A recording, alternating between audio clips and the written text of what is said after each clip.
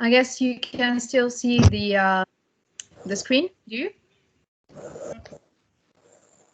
Do you see the Yes, I can. PowerPoint? Yes, miss. Yep, Yeah, we do. Right. Perfect. So today we're Yes, going to yes, speak we do. about Romanticism in British literature or in Great Britain in general. As we have already mentioned in class, Romanticism came as a reaction to the Age of Reason. It was an age in which people had to be to stick to the concepts of rationalism, to the ideals of rationalism, really the idea that man should only be rational, that feelings and hopes and so on, and everything that was concrete was not okay. That everything that was not touchable or everything that was not concrete was not rational. This is an age in which only logic and reason were believed in, and even in, be it in the social life, in the social relationships, or in literature too. This is why in literature we have seen the birth of the novel, the development of the novel as a new way of writing because it was more rational, more realistic, and it reflected the lives of the middle classes more than the other forms of literature did before. One thing about the novel of the 18th century, for the fact that it had to the fact that the novel had to be rational all the time, and the fact that it was not allowed to reflect things that were supernatural or that included a certain level of imagination was bothering for the authors and for poets particularly. Now, you know that poets are people who want to explore their emotions. They want to express their emotions, and imagination is the fuel of the poet. So, if a poet is deprived from using their imagination, things become a little hard for them.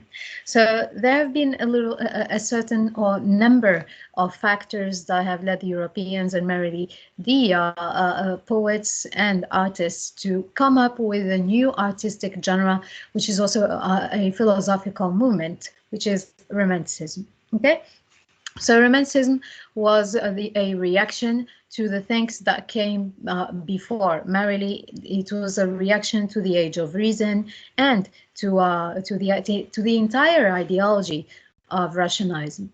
So the key concepts of Romanticism are merely sensibility, innocence, imagination, inspiration, individuality, idealism, intuition, nature, and the freedom from tradition. These here are the main concepts that the author would be, or rather, these are the main aspects that you are going to find in a romantic text, particularly a 19th century romantic text, British romantic text. Okay? You are not necessarily going to find all these aspects, all these concepts within the same text, but you are going to find many of them in the text. Okay? Last time in class, someone asked me how could a Gothic text be romantic when they were comparing the text of Frankenstein to the poem of William Wordsworth. And for this person, they were not okay because they were not the same. One of them was a praising nature. It was musing about nature, about the beauty of nature, and so on, and expressing emotion. While the other was about terror and the supernatural. Actually, all of these are aspects of Romanticism. So you're not going to find all these concepts, all these aspects in the same text, but some of them. Okay? Romanticism was a composition or was a movement that was born that came with a number of authors, of poets, and each of them added something to the to the movement. It was merely led by the poets, because if you remember when we were speaking about the rise of the novel, we said that the novel was the genre that best expressed the age. It was a genre that best expressed the lives of the middle classes during this period. So there was a shift from poetry to this new literary genre, merely because the middle classes could not understand the high level poetry of the age and the poetry that was written in a very elevated language, particularly the metaphysical poetry, which required a good level of understanding and culture in order to be understood.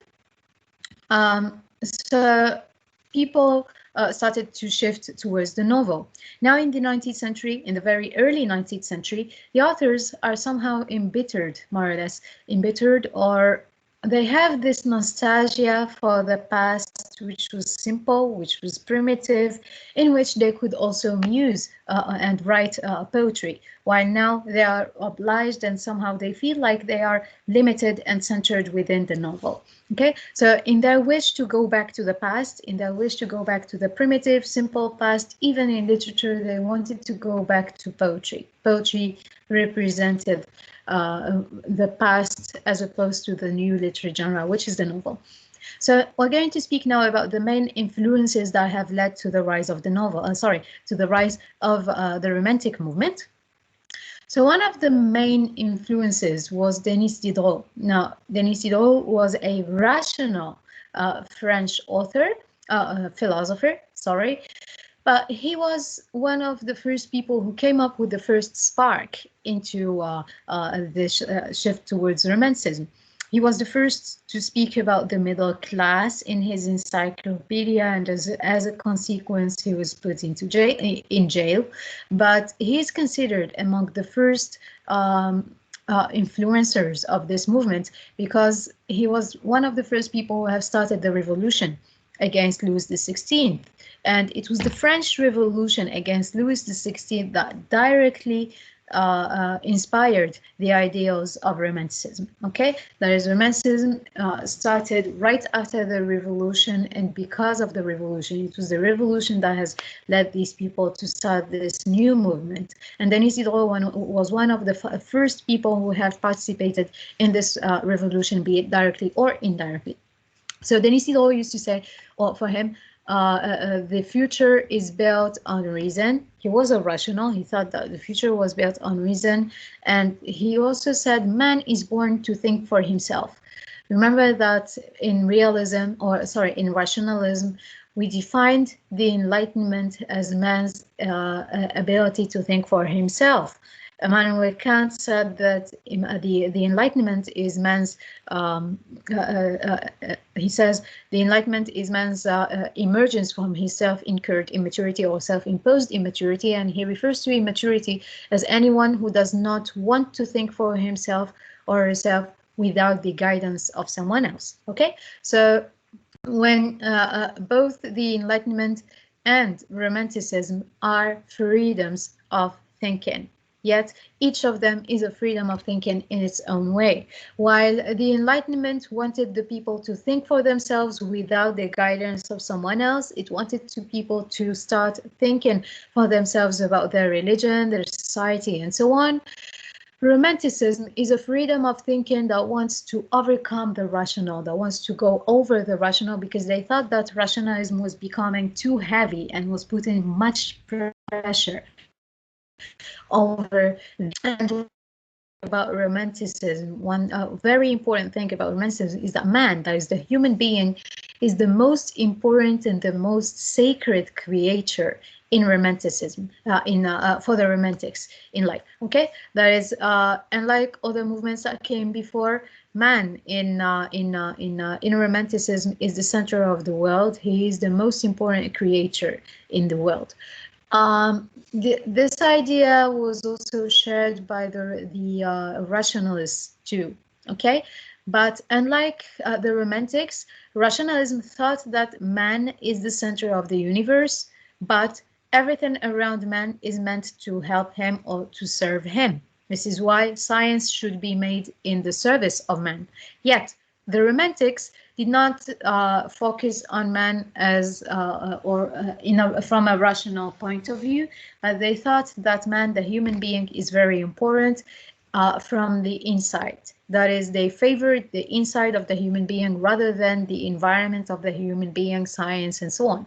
Okay, so the Romantics thought that the inside of the human being, our inner feelings, intuition, and so on, are very significant. They are very important, and we can trust our inner feeling without any need to go back to any education, any form of education, or to any form of holy text. Now, while going to see all these in detail, let's go back now to the main influences. So the first influence was that of Denis Diderot. Man is born to think for himself. So it is the idea that man should be able to think for himself that sparked the will, or maybe the intention. I wouldn't say the intention, but rather the idea of Romanticism. Next, the works of Denis Diderot, as I mentioned before, were banned by the government. And later, with JeanJacques Rousseau, they thought, or rather, the second influence is JeanJacques Rousseau.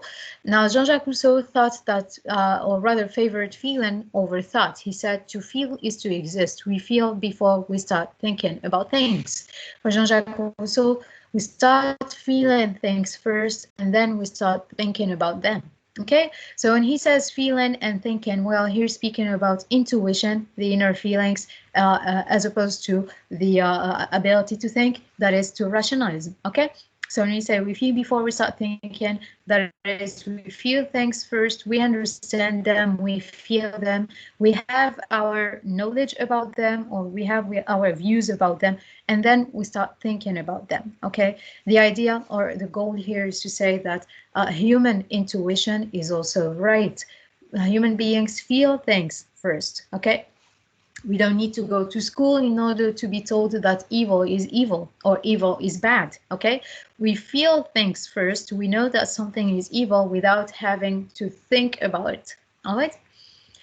Last influence, the American Revolution, which inspired the ideals of equality and liberty in Europe. There is, again, one more influence which is very important and which is not mentioned in this slide, which is the French Revolution, which we are going to speak about in the next slides. Okay, so the influences that are mentioned or that are listed in this slide, there is Denis Diderot, who spoke of the freedom of thinking, which is the first part towards Romanticism. Jean-Jacques Rousseau, and the idea that we feel, or the idea that human beings start feeling first before thinking. Thus, intuition or human intuition is more important than rationalism. We feel things first, that human beings can actually understand things, can actually make the difference between good and evil out of intuition. The human self is innately good.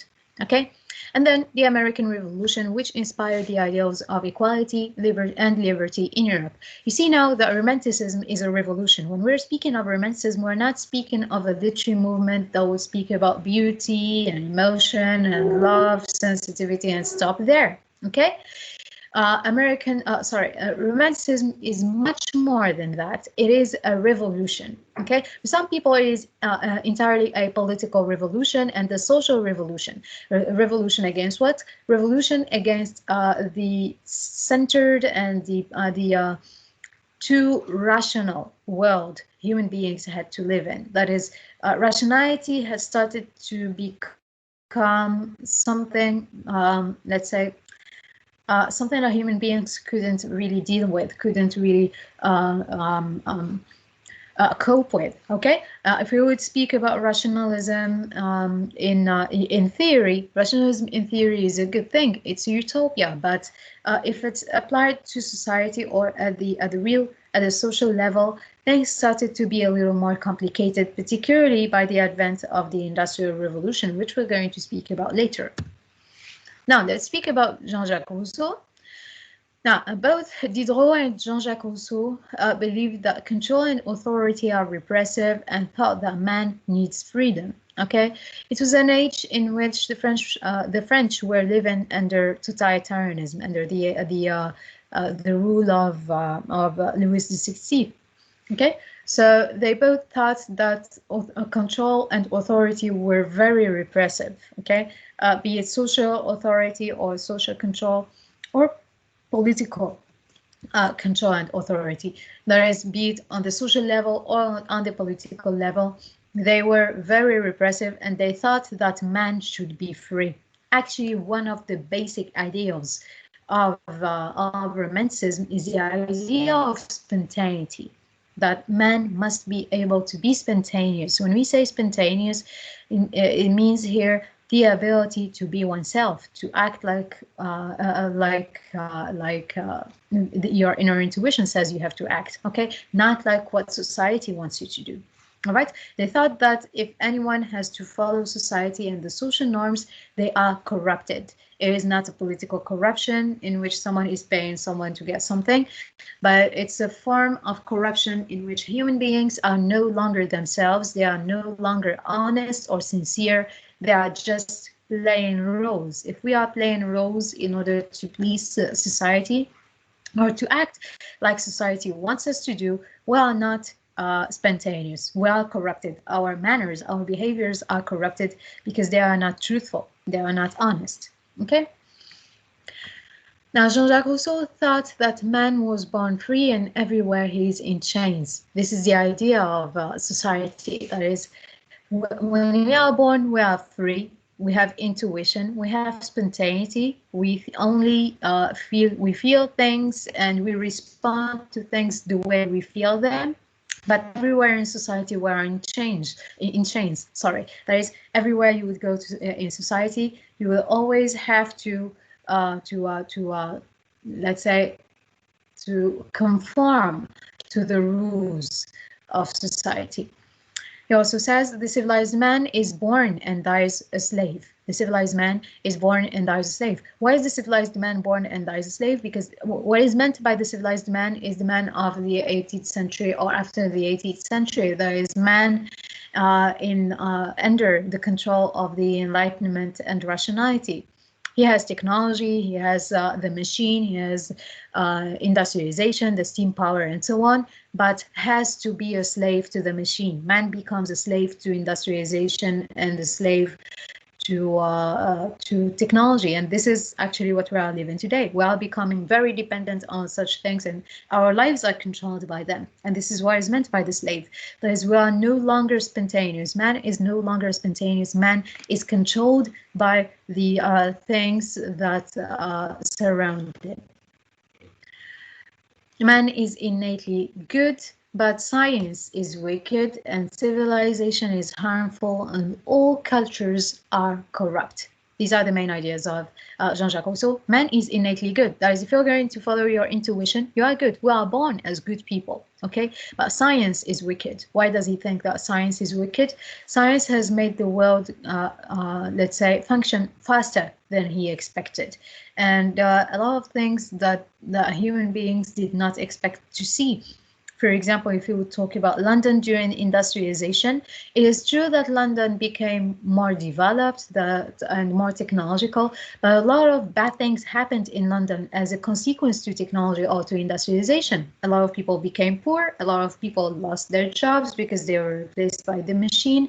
Children had to go to work because their parents couldn't afford food at any time or couldn't offer them food. Other problems started to scatter around London, like prostitution, like crime, like stealing, and so on. Okay, so all of these are consequences of the industrialization.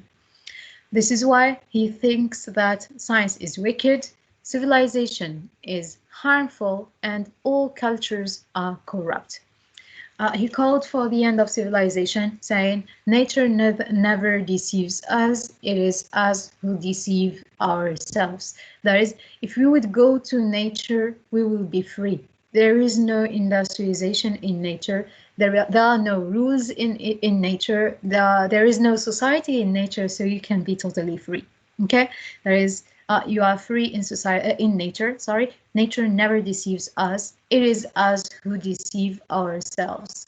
What does he mean by it is us who deceive ourselves? That is, by living in society, by having to conform to the social norms, by having to follow or by having to conform to all the forms of pressure that surround the human being in this period, we are actually deceiving ourselves. We have the choice to whether conform to these rules or overcome the rules and live somewhere where we can be free. Okay, next slide. The French Revolution. Now, the French Revolution is the most important influences for the birth of Romanticism. Romanticism appeared first in France, in Italy, and Spain. Then it was transmitted to Britain. Since we are speaking about Great Britain here, we're going to focus on Romanticism in Great Britain. The main authors who were influenced by the French Revolution and who wanted to take the revolution to Britain were William Wordsworth and T.S. Coleridge. Okay. And they were highly influenced by the French Revolution and the ideals of the French Revolution. This is why they wanted to make the revolution happen again in Britain. So the French Revolution, it was a political upheaval in France, which inspired the dreams of liberty. So for the first time, people could finally speak of freedom in Europe. Okay. Louis XVI was executed by the guillotine, and the French Revolution inspired the ideals of freedom, liberty, and liberty to the British. Now, the thing with the French is that they were living in poverty because the king was, or because the monarch was more or less corrupt, because the queen was constantly throwing parties and spending money while the people were poor, and this is why they revolted. Now, Romanticism revolted against industry, commerce, rationality, science, and the new technology-oriented world. All right, I think this one is clear. This sentence was taken from a very interesting documentary, a BBC documentary on Romanticism. If you have time, you can watch it. It's going to explain everything in detail, okay? So Romanticism revolted against industry, commerce, rationality, science, and the new technology-oriented world. All right. Now, why is it referred to as Romanticism? It is referred to as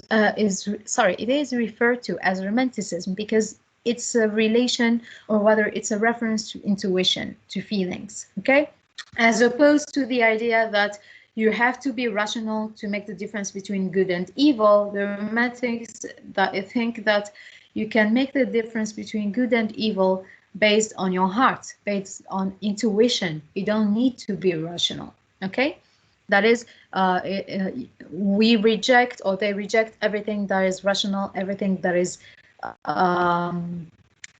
structured, and they simply want to be free and spontaneous.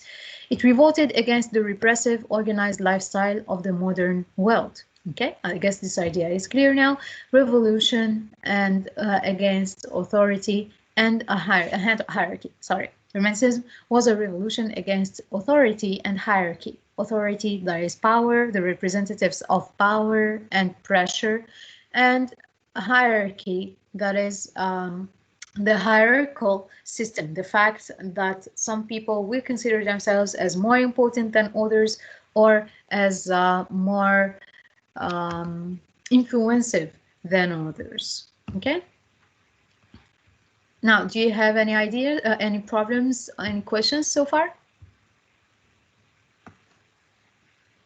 Any problems, questions? No? Okay, I will stop the recording here for the first part in order to make it easier for me to put it on YouTube, and I will start recording again.